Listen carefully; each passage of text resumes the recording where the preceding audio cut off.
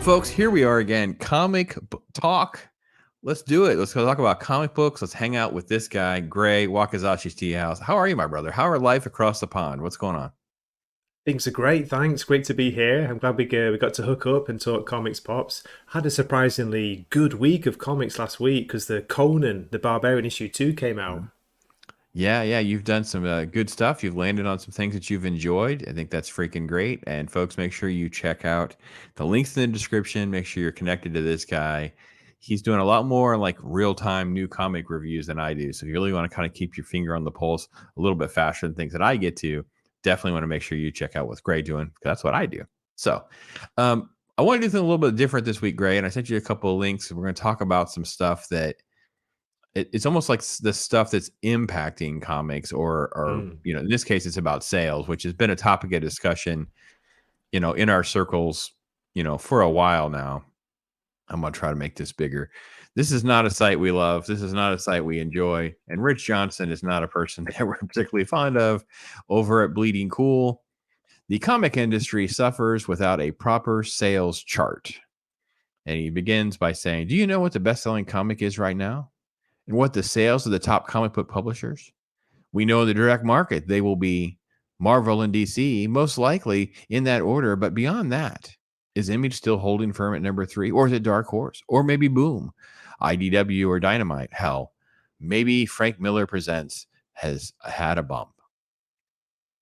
First off, I hate the fact that Rich started the article with this sort of like pretentious, we kind of know what's really going on, but we don't really know what's going on. Like he's trying to sort of like lay the landscape that we know Marvel sells more books than DC, but and it's like, well, if you don't have data, you don't have data. You don't really know anything. You and Mm. I have looked at some of these charts. We've seen Image numbers pretty high. We've seen good, strong sales for Ninja Turtles. We've Yeah, seen, obviously, if you want to be intellectually honest, because later on, and he starts talking about the $2 billion industry, he would have to include sales numbers for manga material and crowdfunding material as well if you want to be intellectually honest, right? yeah. If you're throwing out numbers like 2 billion pops, you have to, don't you? You can't only be talking about the American comic book industry like DC, Marvel, and Image, well, the indie books. But yeah, wow, that's crazy. As you said, the way he writes this article, I would have stopped reading like after after the first couple of sentences. But anyway, we're Um, here to talk about sales, so and I wanted to do that in a way, and then I just kind of kept going, though. I don't know why I kept going, because it's very, this is, and again, we're going to get to why I chose to even talk about this. So in the second paragraph, he starts talking about how, and he uses a graph from like 2018. But then he starts talking about how DC left Diamond for Lunar in 2020. Then mm, this is where you get like the self promotion, the Bleeding Cool bestseller list.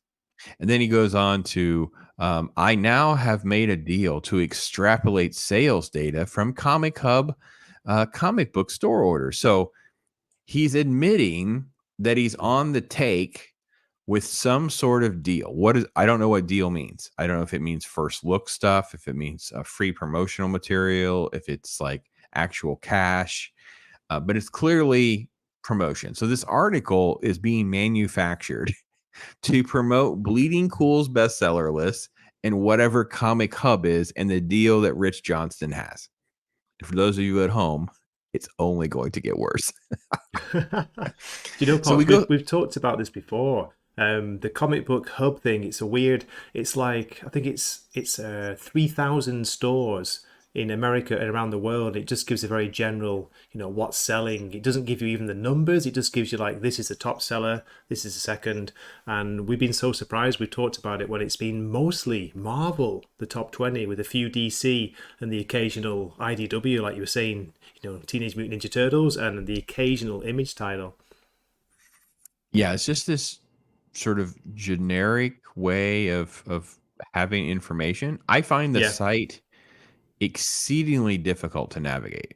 I don't find it remotely helpful for me at all. Like I just don't care for the site like at all. So it I go to the site and it looks like just Comic Hub is just like a store where I go to buy things. It doesn't yeah, look like a site that's going to give me sales data or what's hot lists or anything like that. And none of that's promoted on the homepage. Like when you go there, we shouldn't be talking about it if we're not going to show people. So let's do that. Let's just quickly, we will try to Cool. ping. Let's If have a people, look. if people will bear with my boomerang of trying to navigate through StreamYard and changing screens, when you hop over to Comic Hub, this is what you see. You see just basically like that, just Comic Hub. It That's says it. Yeah. top categories: books, CCG, supplies, comics, and dice. Which, by the way, you're listing supplies ahead of comics is probably not your best marketing tool. Funkos game is obviously it's alphabetical, so they've just not. Well, it's not alphabetical because here we have action figures and apparel and books way down here. Oh no, it looped around. Okay, I'm sorry. Did it loop around? What's that in the front? Interesting. So they've got manga last then, if it's as you say, alphabetical.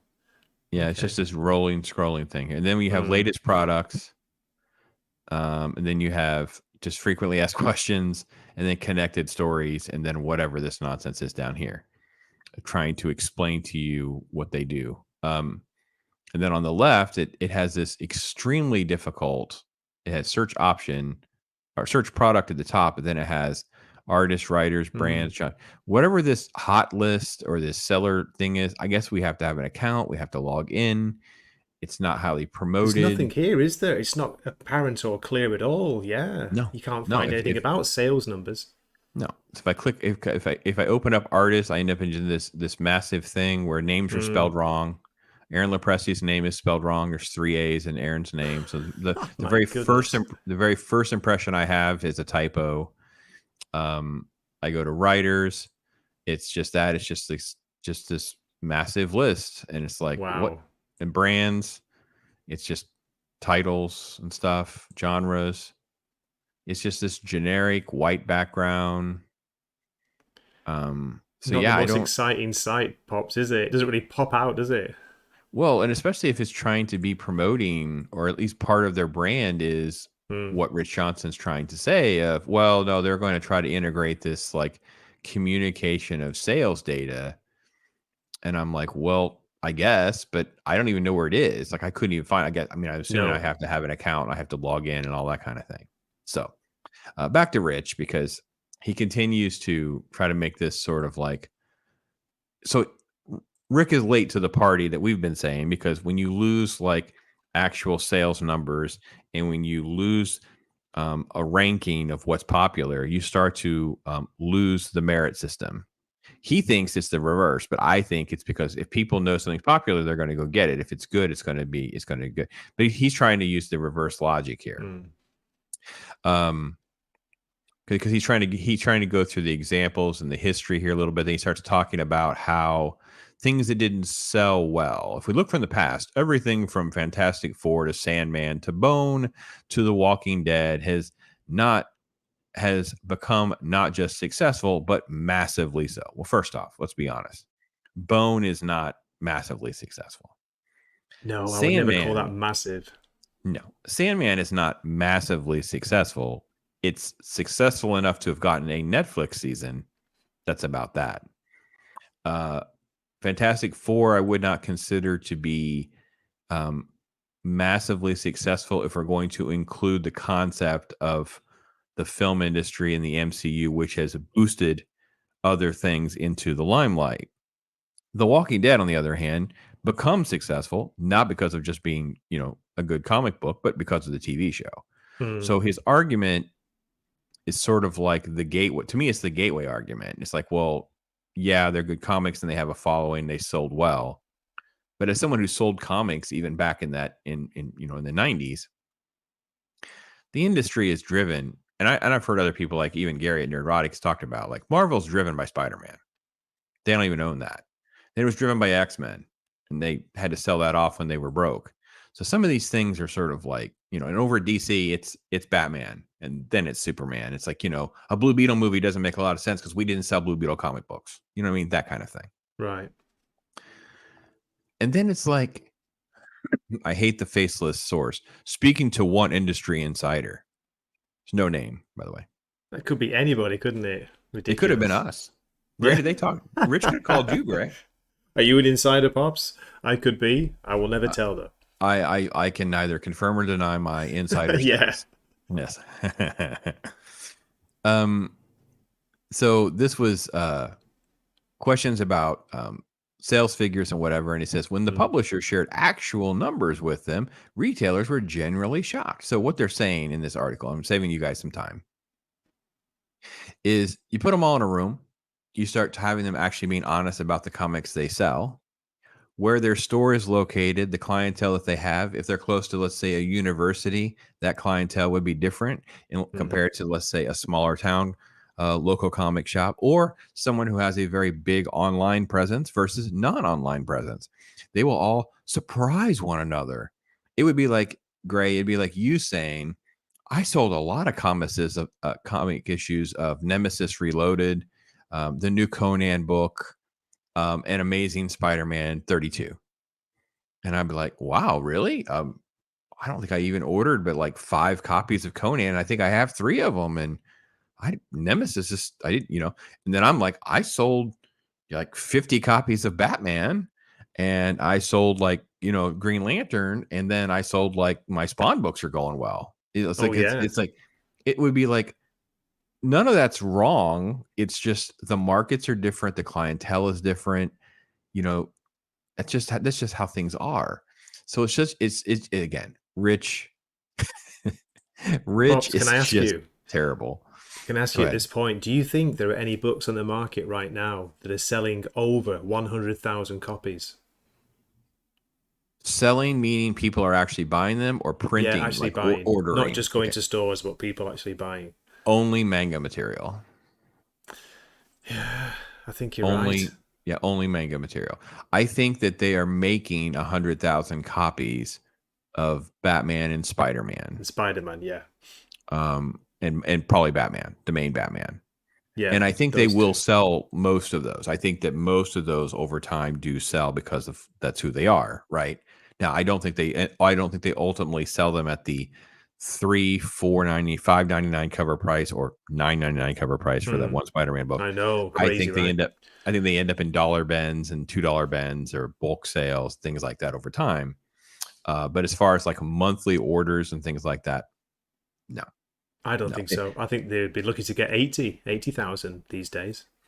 Yeah, I think most things probably hover around um, 30 to 50,000, Hmm. and then they keep things afloat that are significantly below or fall below 30 for whatever time frame they've committed themselves to, whether it be 8 issues, 12 issues, whatever. And that's why we see all these relaunches, because they pad their numbers with the variant cover thing. And I think that's one of the reasons we see so many variant covers on That's it, like yeah. That is a big part of issue it. number 2, issue number 3s. Like you and I talked about that Green Lantern cover. It's like, this Green Lantern cover is terrible. This Hmm. variant cover, it's like, well, that's the reason. They want to get people to buy 10 or 25 copies to get the one really cool cover.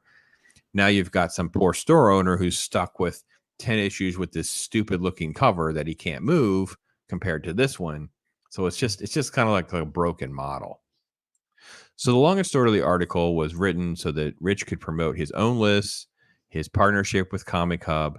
He's talking about, he's trying to make a case for the fact that we don't really know data, and things could be selling well, we don't know about it. He'll say things like, we hear all about how well something is killing the children is doing issue over issue, and it's like, well, we see the sale price of them going up, but I'm not sure we know that means people are buying more of them. Mm. So if the print run is 20,000, and we have 25,000 customers, and we're still only making 20,000 books, the price will continue to go up because the demand is higher and higher and higher.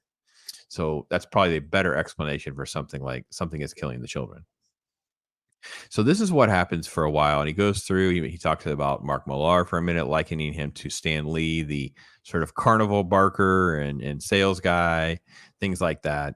Um, but it's like it's one of these things where he is trying to skirt the issue that we don't have data, and then at the end he says, "Bleeding Cool, but doing the best to try to bring you the first 2 weekly top 10 bestseller lists." And guess what? They're all Marvel, right? They're almost all Marvel.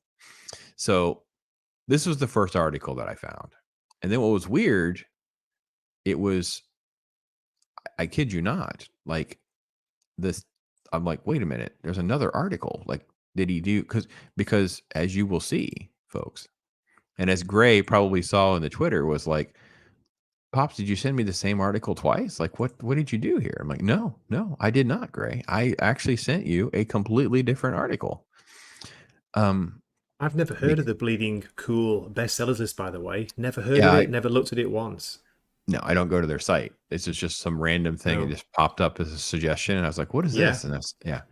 Okay. Um, and the graph is the same, but the article starts. They all want comics sale source, and then he starts last week. Now it's dated the 31st. The previous article is dated the 28th. So it's been 3 days for Rich. He waited 3 more days to write another article to promote Bleeding Cool and his article that he wrote talking about, quote, uh, let's see. I understand it was passed around a number of private Facebook groups, publisher Slack channels, and according to IP traffic reports, Google Trends or something, staff at Diamond, Lunar, Penguin, but it was, so in other words, he's trying to say, my article did so good, I'm writing another article about it. Look at me. Aren't I great? I was in Bleeding Cool Amazing. We made our bestseller list, Gray. It's like, go check out our bestseller list. Oh, dear. So then he doesn't use the, as you remember, the 2018 I graph. He know. uses a 5 2020 years graph. old, Pops, 2018. Think about that. And this is, of Yeah, course, 3 years old now. I know, but it's like we waited 3 days. He writes the same type of article promoting what he just said, and then he uses data that's still like 3 years old, and then starts talking about how they're running bestseller lists, and has links to Comic Hub, who he admit he has a deal with in the previous article, Yeah. and that's it. And you're like, Rich Johnston has prostituted himself out to try to sound like people want sales data because he's on the take with Comic Hub to promote sales data. I'm like, this is we are in Pops, clown world, Gray. the paragraph below, the one that you've highlighted, this is what I've heard from a few channels. They were talking about this, and they were based this article, but he's basically saying, and I've heard this from not just his site, other sites, the main three like Marvel, DC, and Image, they've let it be known they'd like those numbers to be out there, but Marvel and DC especially won't share any data unless they're all sharing. So it's kind of like, we'll show you yours if you. No, we'll show you ours if you show us yours. Just ridiculous. I think they're too embarrassed to really reveal the numbers, honestly. And neither is willing to go first or trust anyone to That's be an it. impartial third party. So no one, first off, they're admitting DC and Marvel knows that they're doing 30 to 50,000 copies. Yeah, for a start. But they don't want to put that out there and then have the other companies stay silent to make themselves seem like they may be doing better, even though that's not really the case, or that they're doing worse, right? So, and no one in a third party wants to be involved because we don't trust that Marvel and DC are going to be transparent, right? That's So, right. if I was doing a third party company, we're going to do our own version of Comic Hub, Gray. We would have to have agreements from companies that would tell me how many copies of each book is printed and how many of those are variant covers. Like it would no longer say Green Lantern #2. It would also say Green Lantern 2 variant cover A, variant cover B, and you would have sales figures on all of those, which I think would cause the variant cover market to go completely bonkers because people would realize that there's only a couple hundred copies or 300 copies of some of those books, and there would be some cool ones mixed in there. So it would probably incentivize some of the worst behavior as well. But at least we would have an idea of what people are actually, well, first off, we would actually know what people are getting, like how many actually are out there into the market. Then we can figure out what actually is being sold. So they're two different things. So we're told we need sales data from a guy who is getting paid to tell us that we need sales data, and then decides to make bestseller lists so he can promote the fact that he's told that we need best-selling data. There you go. Clown World, Gray? What a fantastic article! Fantastic, with the old fashioned meaning where it's unbelievable that absolutely tells you nothing at all, does it, Pops? Hardly. All he tells us is that okay, we don't know what's selling because they won't tell us what's selling. That's it. Mm-hmm. And there's this site that there's this site that's paying me on a deal Yeah. to talk about that they're going to put out some data, but that data doesn't come from Marvel and DC because they won't tell anybody data. But I'm told to tell you that there's data. And here's some graphs from like 5 or 3 years ago. Because last week, which was 3 days ago, I wrote an article telling you €5. I mean, it is clown world insanity right now. Like, I It don't even really know. is. Again, I don't go to Bleeding Cool regularly. I don't really go to most of the comic sites regularly. I just don't care. Like, they don't, I purposely chose articles today from sites I do not go to. Yeah. Bounding into comics is one of those. Is kind of like it just because I've clicked it enough times, it kind of regularly suggests something. But I was like, Okay. well, let me go to CBR. Let me go to Bleeding Cool. Let me look this up. And I thought I saw this and I was like, what on earth? And I know we talk about sales. We've pulled up some data ourselves, trying to extrapolate the weirdness of the world that we can't relate to. And I think that was kind of the moral of the story. So I don't know. Any last thoughts, Gray? Should we move on? Um, How you holding up with I'm breaking your I'd No, not at all. I'd love to know. I really would love to know some accurate numbers, even if perhaps it's just the sales to stores. Because Mhm. you can admit it will be difficult to get every single store to say, how many issues they sold and blah blah Mhm. blah. So Sure. even if we just got that, we get like a kind of idea, what Marvel, DC, Image, and whatever other companies are putting out, but we don't even get numbers. Those lists that we talked about, those sales figures that Rich Johnston's like, oh, I've got an inside look at this, an inside scoop. They don't even give you any numbers. They just give you a top 200, if and just list the title name. That's it. There's no sales figures. There's no numbers there.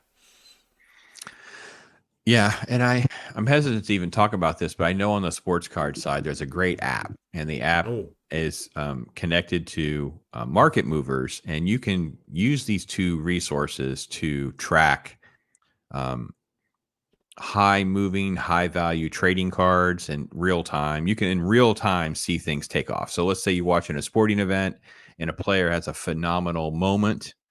You in real time can see people jumping on eBay and snatching up stuff, right? oh yeah. Marvel will announce a new project, and the first appearance of that character will go bonkers, right? It's just not done on scale for comic books. Like people just don't care enough to do it so it can be done because there's data. There's people that are already doing it for the sports card market. They're just not doing it for the comic book market. So we would at least know the secondary market sales, not the first, but not the direct market Yeah, sales. yeah. So it's kind of like a catch 22 where I'm with you. I'd want to know how many are printed, how many go out into the At market, least. right? What's the print run? That's usually what we meant by print run.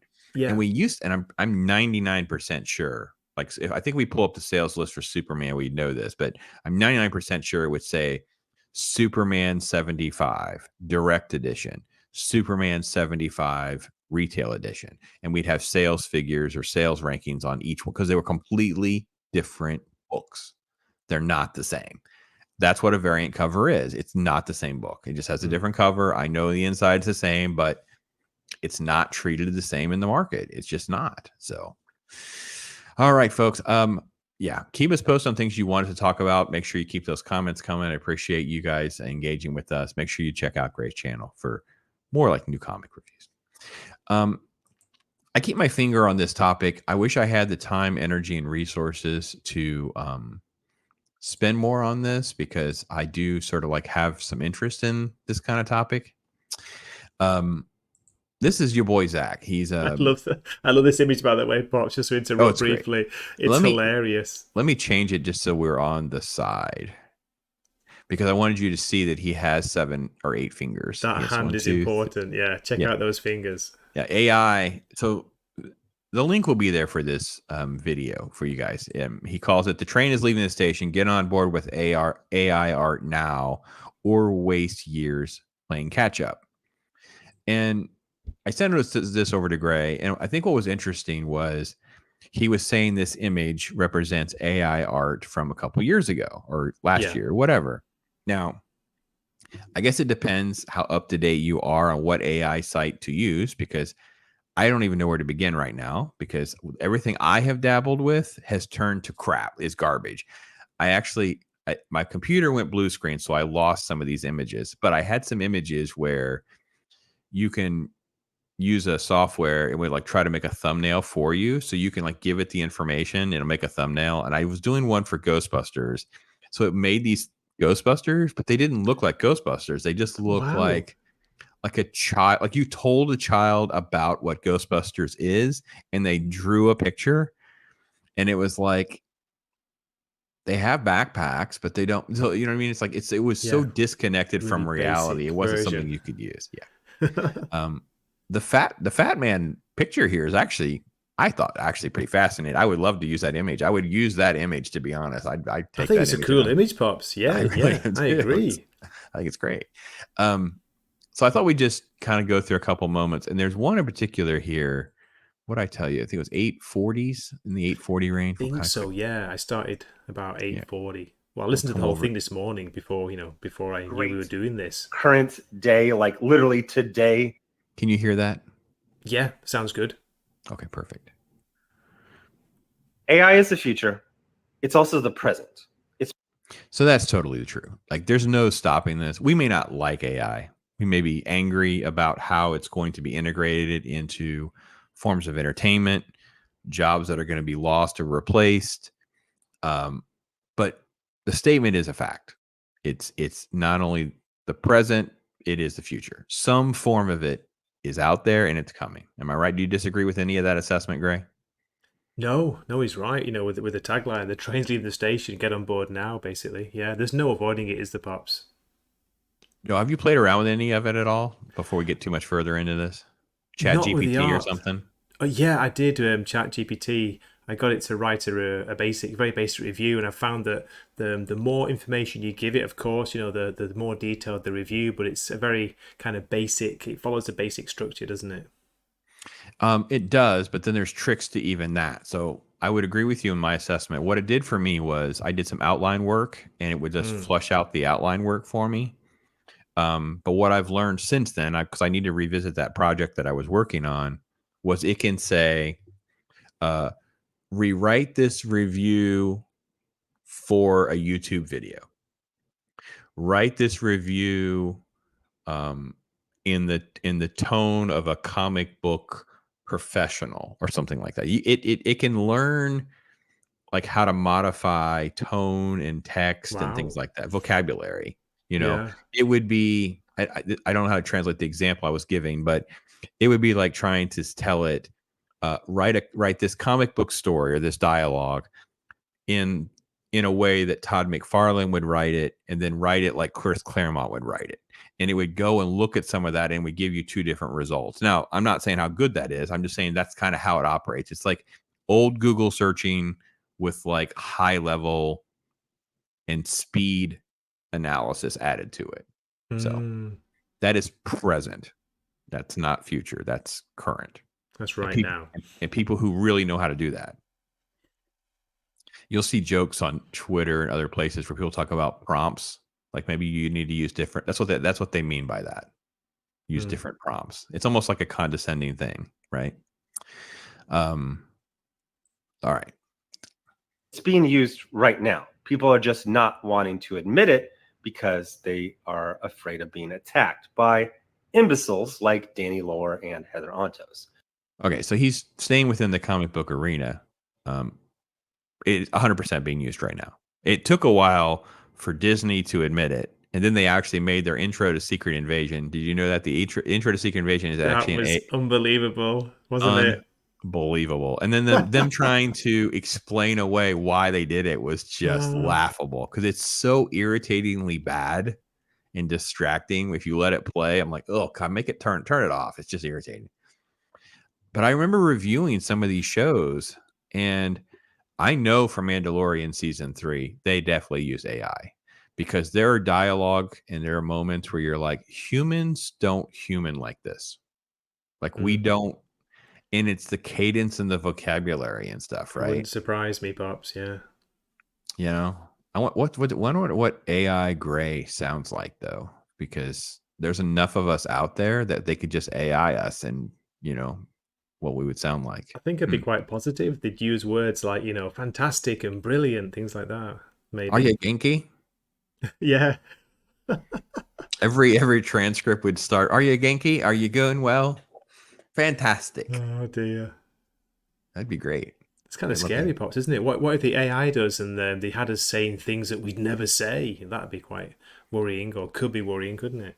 I expect it. I expect a deep fake version of Pops who's dropping like F bombs and telling people to blah, blah, blah. Yeah, that's what I expect. At some point, someday, someone Or will. a deepfake version of Pops who's saying the new issue of Miss Marvel is absolutely wonderful, and then going into detail why it is. My gosh, this panel and this reaction with those white circles for eyes with no detail whatsoever is tremendous. It is perfection.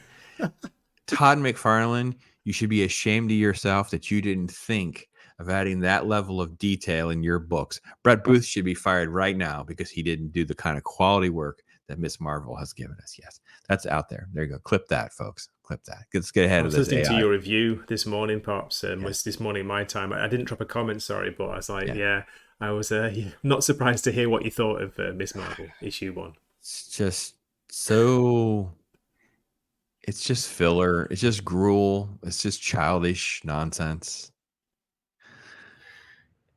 Morons are terrified of AI because morons don't know a lot of things, but they know they don't belong in this industry. They know they are the first to be replaced.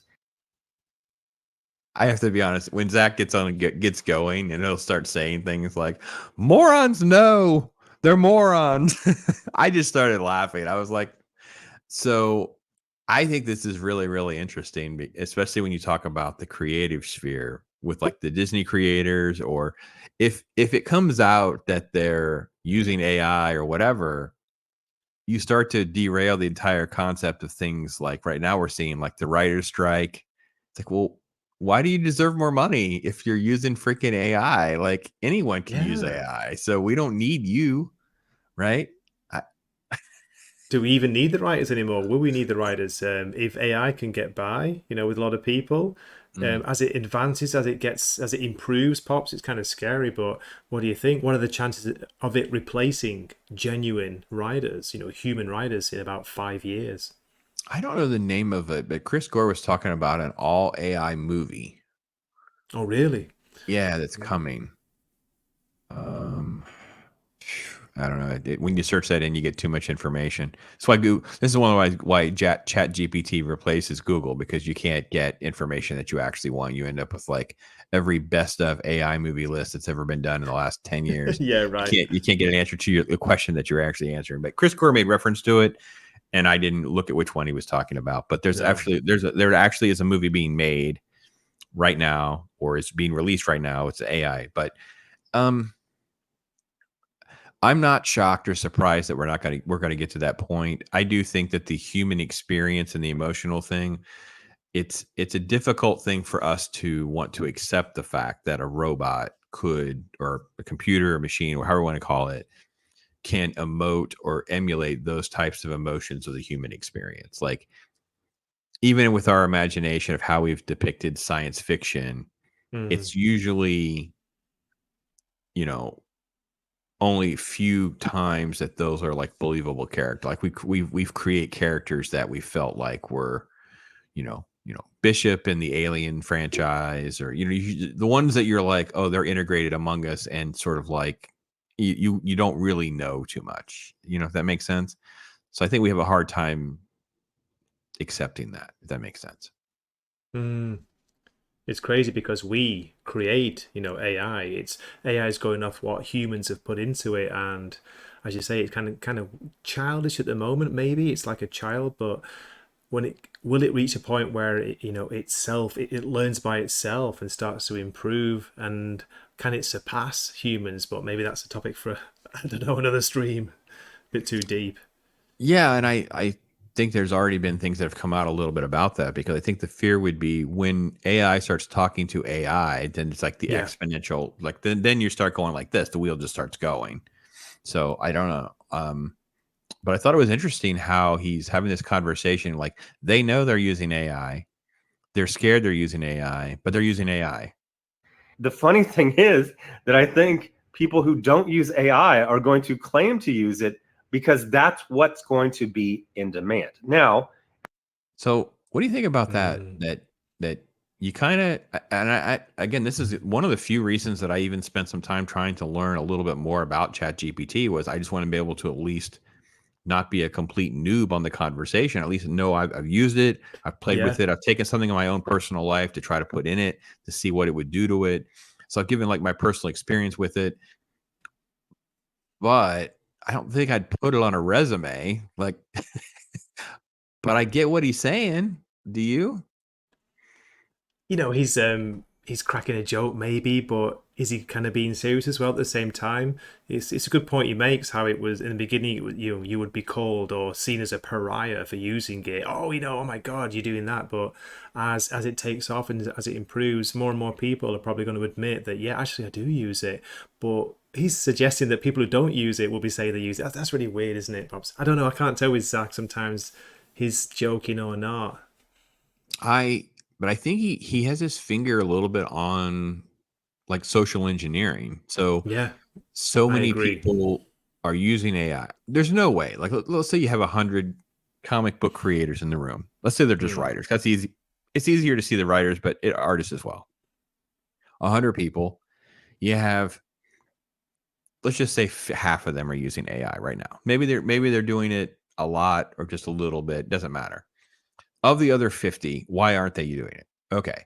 Maybe there's a percentage that just hate the concept and they're going to be steadfast against it, whatever. I'm not saying they'll be totally left behind, but it becomes conceptually, you're willing to admit that you're limited to what you can actually do and learn in the speed of it, where someone else is going to use a tool that will give them sort of like a bionic ability to do what you already do. Now, I'm not saying that's right. I'm just saying that's what's happening.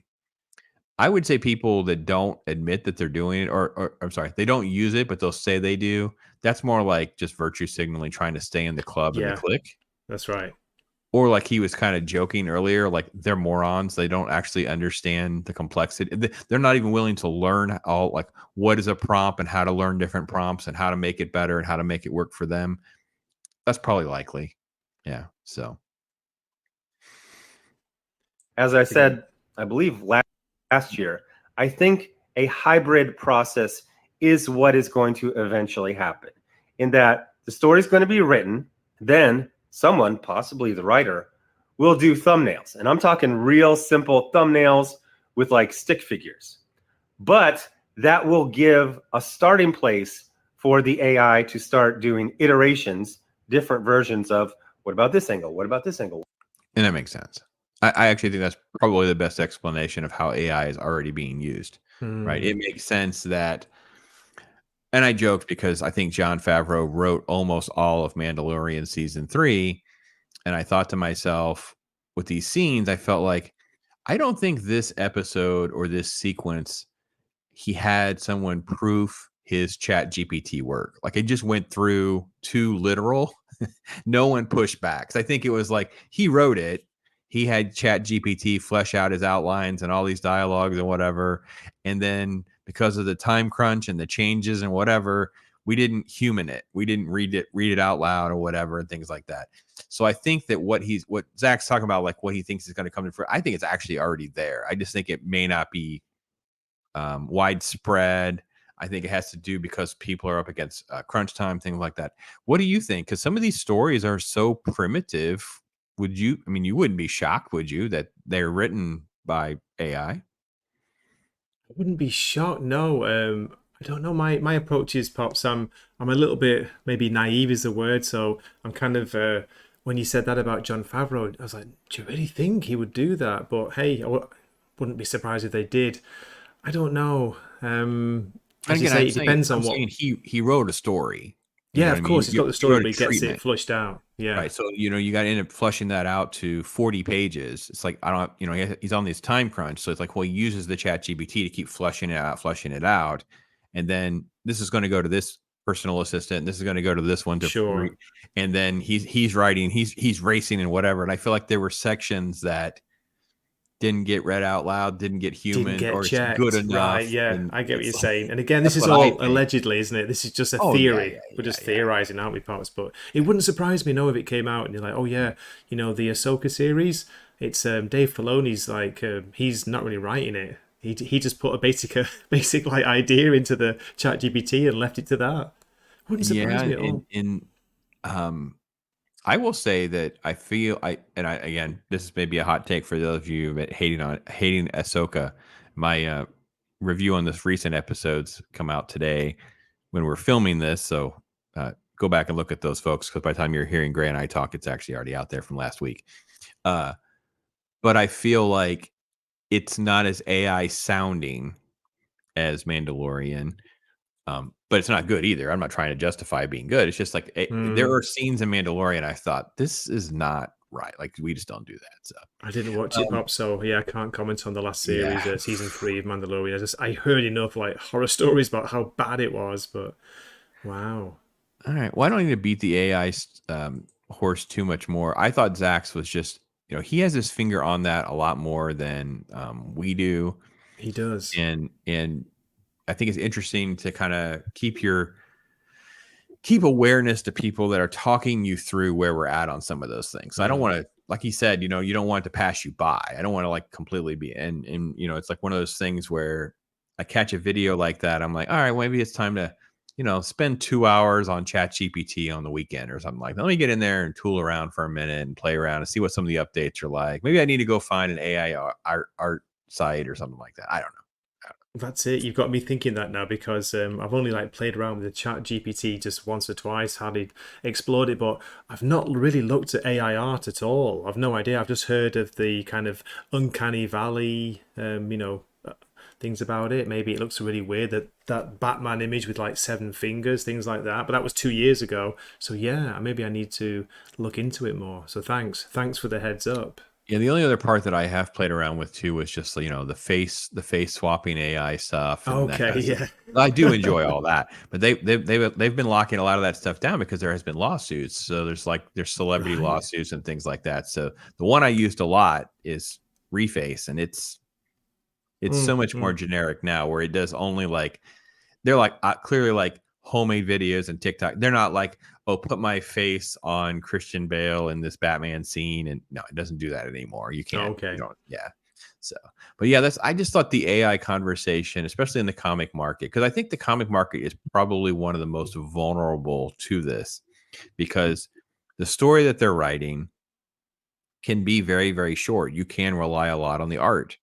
The art, in a lot of ways, is very structured and it's already very copied. It's already, inspired by John Romita. It's already Yeah, sure. inspired by, so how original is some of the comic book artists? They're like, they're not, I don't know. I mean, Brett Booth is amazing. I don't know that I could pick Brett Booth out of a lineup of 10 other really good artists. I probably could pick him out of a lineup of his contemporaries, Mm. right? Of some of the other artists, but I'm not sure I could pick him out of a lineup of similar artists. You know what I mean? So that's my thought on it. So the last thing I wanted Interesting. to get to, which again, it worked out well because we had Fat Batman. Oh, by the way, parts before we move on, I've heard a rumor. I don't know if it's true that Brett Booth is moving off of Gunslinger Spawn and is going to move on to the main Spawn book. So he's not leaving Oh, Spawn completely. So that's kind of good, bad and good news at the same time. What do you think? I think we talked about Brett Booth leaving Gunslinger, and Yeah, they brought in a couple people for a couple of fill-in moments, and they were all fine. yeah, I'm just thrilled that he's not leaving Todd's me Todd's too. Todd's The business. Spawn Now, whether he universe. stays on Spawn or not, I just know I don't want him to leave Image. I don't want him to end up out. I No. want him to do something I want him to do. I want him to Unless keep he wants to go working. do something with Mark Millar. You're always willing to go work with Mark Millar, in my opinion. So feel free, Brett. If you got some side time, you and Mark work on a project, I'm totally down with buying those books because Do it. Do it now. do it. Do it now. Do it now. Get in a chopper and go see Mark. Right. It is Batman Day soon. So Batman Day is right around the corner. Again, chose sites I don't normally go to because that's always more fun. And it is it's the third Saturday of September every year, which I did not know that. It is I didn't know. September 16th. So it is the Hmm. Saturday after this premiere. So this coming Saturday is Batman Day. So I will try to focus on some Batman content and make sure that kind of fills in the gaps in and around Batman Day. Did you know it was Batman Day? Did you know there was a Batman Day? What are your thoughts there, Gray? I knew there was one, but I didn't know it was coming up because I've heard or read nothing about it until you were mentioning it. Yeah, so nice one. Batman Day it is. So Batman Day 23. Here's some images of some of the things we're going to talk about, which I didn't find to be particularly interesting. No. Some comic book stuff. So this was the comic book stuff at participating comic book shops. You tell me if you're excited about any of these things. The Batman Catwoman Gotham War. It's a prelude to the Batman Day Special Edition #1. The Batman and Joker Deadly Duel #1, Batman Day Special Edition, and the Batman 608 Batman Day Special Edition. So these are these variant type covers and special edition type things like that. I know you're a big fan of the Deadly Duo, and obviously the Hush story in Batman 608 is a classic. Any of those comics really sound very appealing to you there, Grant? Out of the ones that show the covers, just the new one that's coming out later on this month, is it Gargoyles of Gotham by Rafa Grandpa. Mm-hmm. I think it's a Black Label. Yeah, Black Label Pops. You can see there. He's writing it and drawing it as well. So kind of excited for that because it looks like an Elseworlds book. Do you know what I mean? Right. I think they list that next. This is that Hush book, the 608. Yeah, 608, the first part of Hush. Batman Catwoman. Not interested. I found that very low T, like just not interested. Absolutely. I don't understand there's that. Here's the special edition Deadly Duo, which I thought was not particularly special compared to some of the stuff we already had. I know. I'm not sure what's different about it because I don't know about you, but I really enjoyed Deadly Duo.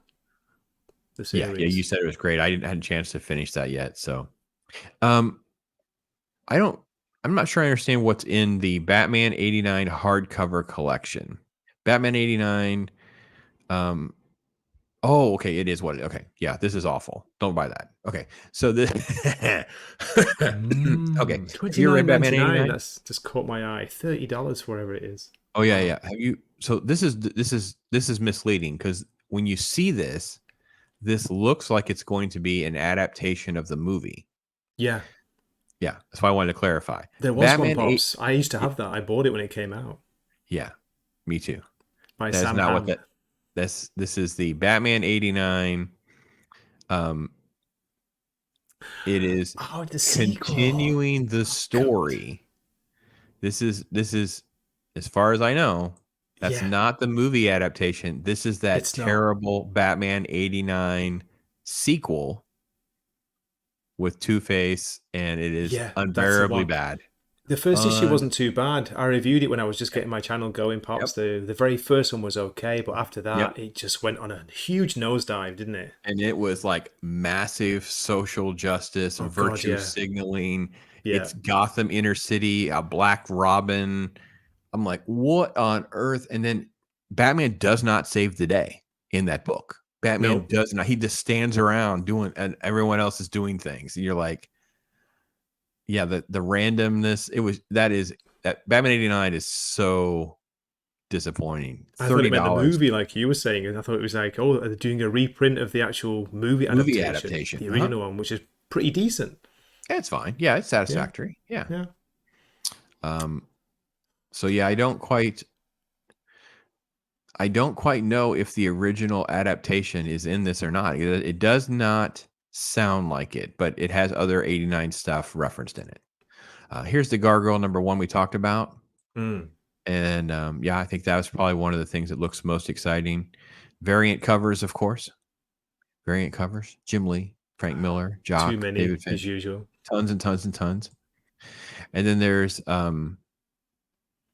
this was actually probably the coolest thing, folks. DC Universe Infinite for the day is going to have a selection of iconic Batman stories to read for free. So they'll be in front of the paywall. So I don't know if that's just for Saturday the 16th. I didn't read it. There's no real like terms of service right here. No. But I will say that was pretty cool because there could be a Batman story you've never read. You don't want to figure out how to buy it, or maybe you want to read Batman 251. It's a very expensive, hard to find book. And you're like, I want to read that. It's an iconic Batman Joker story, that kind of thing. But on that day, free in front of the paywall. So that actually is probably super, super cool. If you guys didn't know that.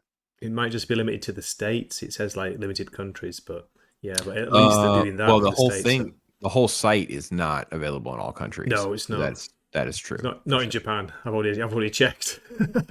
yeah, and it's not definitely not intended for children. There's a ton of Batman that's not intended for children. So then you have Warner Brothers stuff done on Max, and it's pretty much everything you'd expect will sort of like be pushed to the forefront for the day. I think all of that is fine. A new episodes of Bat Wheels, which is like the kids show for like preschoolers and stuff. I'm not familiar enough with that, but I know new episodes are coming up. So I thought to myself, maybe that needs to be something I should do, is to really get into, like a more modern cartoon and see how it holds up and things like that. Every time I do, it ends up being one that's not really for kids. It's for us, but it's not stuff we actually would watch. So it's like, yeah. And then it just talks about this. This is one of the ones that just made my head hurt, though. From September 3rd to September 24th, Adult Swim will air 4 fan favorite Batman films by Tim Burton and Joel Schumacher. My brain went, Batman 1989, Batman Returns, Batman and Robin, and Batman Forever. Not only does Joel Schumacher get listed, they list these movies out of order. Batman Forever is listed last, and Batman and Robin is listed third. Oh yeah, I didn't even notice. My OCD was like off the chart when I read this. I'm like, okay, first off, you're not excited to watch that Batman Day movie marathon, watching them all and finishing with Batman Forever instead of Batman and Robin. It might be better actually. Oh no, I am not watching Batman and Robin. Listen, I joked about spite funding. You know what spite funding is? Where people will pay you to do things you don't want to do. Yeah. So it has happened to me before. I have done things that I didn't want to do. They raise the money. I'm happy to say there are times where they come up with ideas and don't raise the money, and I'm very relieved. Hence the reason I've never seen the musical Cats, because the movie adaptation of Cats. They didn't raise enough money. I said $200 was my minimum. That price might have gone up since then, so I'm busy now. I'm not watching Batman and Robin again for free. There's no way. Not doing it. I'm just not. No, I'm not subjecting myself to that. There's no way. Then you have the Nolan trilogy that'll be through TNT with a few other things like Justice League, BVS, and things like that. And then this was TBS will host the Big Bang Theory Batman Day Marathon, the fan favorite Batman themed episodes of the popular sitcom. Yeah. All right, Gray, this one's for you. Okay. Food Network's Outrageous Pumpkins will air a special superhero-themed episode on October 15th, where the final carvers are challenged to create their own superhero and superpowers. Then things get supersized in the Big Carve when the competitors depict the scene of one and only DC's Batman facing off against one of the iconic enemies to save Gotham City. Outrageous Pumpkins coming October 15th. I want to see a scarecrow pumpkin. That'd be good. They do. The pumpkin carving stuff is super cool. Have you ever watched any of those shows? No, I haven't. Holy crap. These guys it is nuts. Oh, I bet they're amazing. Yeah. I can imagine. It is. They get, first off, some of the pumpkins that they'll get will be like 4 or 5 feet tall, right? So they have these massive, It's and crazy. some of them are radical horror film fans, and you get Yes. just I mean, so guys, those pumpkin shows are amazing. They're a lot of fun. So then it's like DC Kids YouTube channel has Batman Day stuff. There's Batman Day experiences, which I'm not quite sure I know, but there's a symphony that's going to do concerts. So some of Danny Elfman's music is coming. So there's a link here, dcfilmsinconcert.com. So there's ticket information there where they're doing a tour with some of that kind of stuff. That is super cool. Then, of course, the studio tour over at the WB. There's a free pin, a reprint of a comic book, things like that. So that'll be kind of cool. And then, of course, then there's merch, things like that. So Lots and lots Batman of Day, merch. lots of merch. Yeah, that's the cash. We don't do these days for free. We do these things as fundraisers. And it's like, and it's done by country. So there's like Batman Day in the UK, Batman Day in Italy, Batman Day in France, I etc. scrolled down, Pops. I actually found Japan right near the bottom. I was like, no way. Japan's there. Yay. Wait, let's find out what's going on in Japan. Just after Singapore. It's close. Yeah, there we go. There we go. Japan. In Japan, there'll be a variety of celebration promotions for fans celebrating Batman Day. Daikinyama. Very good. Daikinyama Tsutaya Books in Tokyo will host a Batman pop-up store from September 8th to the 21st, while on Batman Day, September 16th, there will be a live drawing for an artist and a Bat Signal photo op. Oh, that sounds cool. Trilogy Films, Cartoon Network, stuff like that. So, yeah. You got some stuff to do. You got some stuff to do there, Greg. Get to work. You and AC and Ginger Ninja and road trip. That's right. Trip. Or see him around the Bat Signal. Awesome. Brother, I tell you what, it's been fun. It's awesome, man. I can't believe how fast our little time goes. It's crazy. It's almost been an hour. It's nuts. So I know. What do you call it? The missus will be should be finishing work soon. What time is it now?